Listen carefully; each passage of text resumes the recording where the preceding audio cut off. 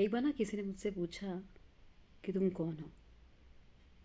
नाम तो माँ बाप ने दिया, जेंडर ऑब्वियसली फीमेल पैदा हुई हूँ, पर सोचा मैं हूँ कौन, तो मैं कहानी हूँ। और मेरे साथ जुड़ी है कितनी सारी अनगिनत कहानियाँ बचपन से लेके अब तक। बचपन का एक किस्सा जो मुझे हमेशा याद आता है और वो है किसी के चेहरे पे खुशी।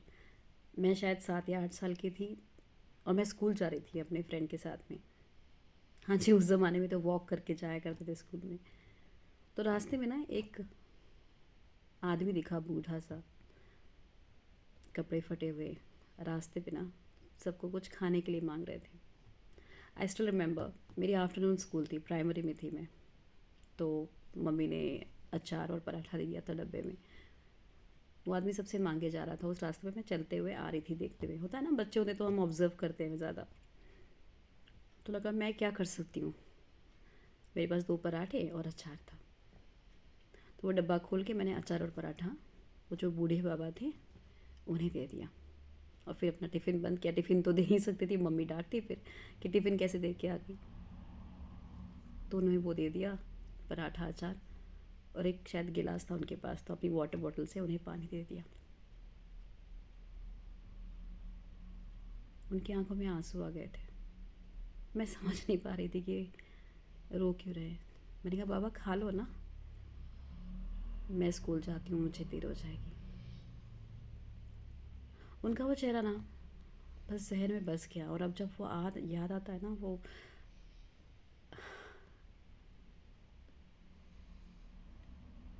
आंसू तो मेरे भी आ जाते हैं उनके बारे में सोच के। वो बाबा पता नहीं उस समय तो इतने बूढ़े थे, अब कहाँ होंगे, शायद दूसरा जन्म एंजॉय कर रहे होंगे। पर वो मजबूरी उनकी, रास्ते के साइड में बैठ के किसी से खाना मांगना। पता नहीं ये आंसू इसलिए थे कि एक बच्ची ने उन्हें खाना दिया था, या इसलिए थे कि वो मजबूर थे। थक जाता होगा ना इंसान जब मजबूरी की मजबूरी हो जाती है बहुत ज़्यादा, जब आप हेल्पलेस हो जाते हैं, थक जाते हैं। हम सब भी तो थक जाते हैं ज़िंदगी में, वैसे वो बाबा भी थके होंगे। अब तो खैर ज़माना भी डिफरेंट है, कंपटीशन बढ़ चुकी है, लेकिन कभी ना कभी ज़िंदगी में हम लोग थक जाते हैं और ये थकना देता है ठहराव।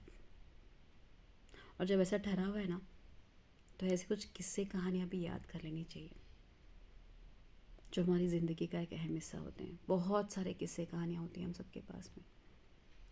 कभी कभी बैठो, उन्हें याद करो और मुस्कुराओ। मेरे पास और किस्से कहानियाँ बहुत सारे हैं, लेकिन अभी तो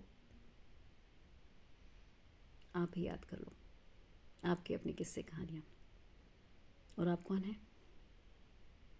एक कहानी। मैं कौन हूँ? एक कहानी और कहानीकार।